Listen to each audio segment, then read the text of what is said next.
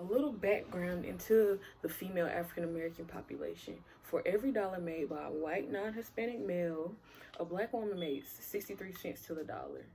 Economically, they're already disadvantaged compared to a Caucasian woman without a college degree.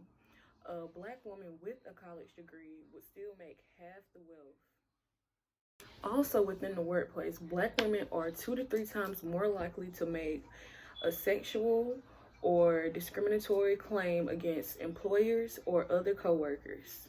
Adolescent African American women are also subject to the disproportions that make up 1/3 of the school to prison pipeline. They are also 3 times more likely to get suspended than any other group. The list of inequalities and neglect transcends into multiple aspects. One of the most prominent aspects it transcends into is the health care that African American women receive. Maternal-wise, African American women are 3 to 4 more times likely to die from pregnancy-related death than any other population. The prevalence of maternal deaths within the African American female population is a very critical issue among the southeastern United States. Historically, maternal deaths have always been prominent within communities. In 1935, the rate was 607.9 maternal deaths per 100,000 live births.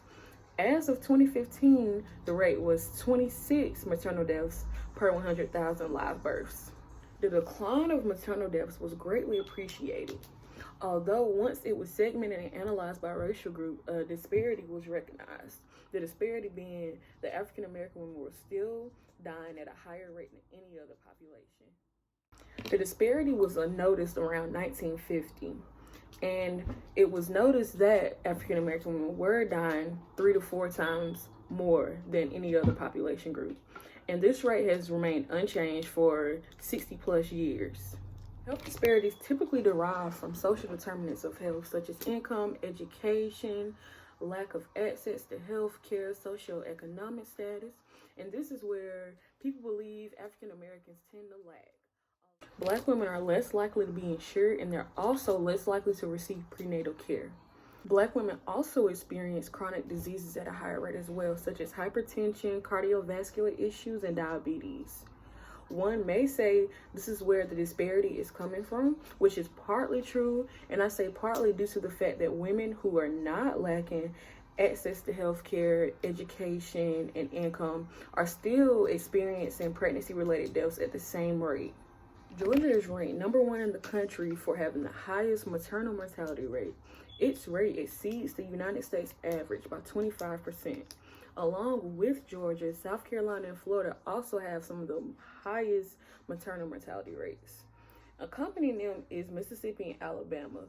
Although some believe that the rates in Mississippi and Alabama are due to the rural and impoverished areas, and they also have a lot of medically unserved communities. The southeastern region of the United States of America is responsible for more than half of the maternal mortality rates. The main question when maternal mortality comes into play is, why is it happening? Coincidentally, women who've came close to experiencing a pregnancy-related death and the families of those who have expressed that the care that African Americans, especially women, receive is basically inadequate. In terms of healthcare, specifically or not specifically related to pregnancy death, African American women across the country have expressed that they feel as though healthcare professionals do not take them serious when it comes to receiving care that's adequate enough for them. Those who are researching this topic and trying to figure out the root of this cause believe there's a deeper rooted issue that is causing maternal mortality. They believe that it is structural racism. Through my research, I've learned that a combination of stressors and experiencing racism and sexism, especially during a sensitive developmental period such as pregnancy, starts a biological process called weathering that undermines African Americans' physical and mental health.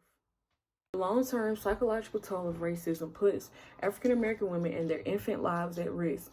It exposes them to a higher risk of developing diseases such as preeclampsia, eclampsia, embolisms, and mental health issues.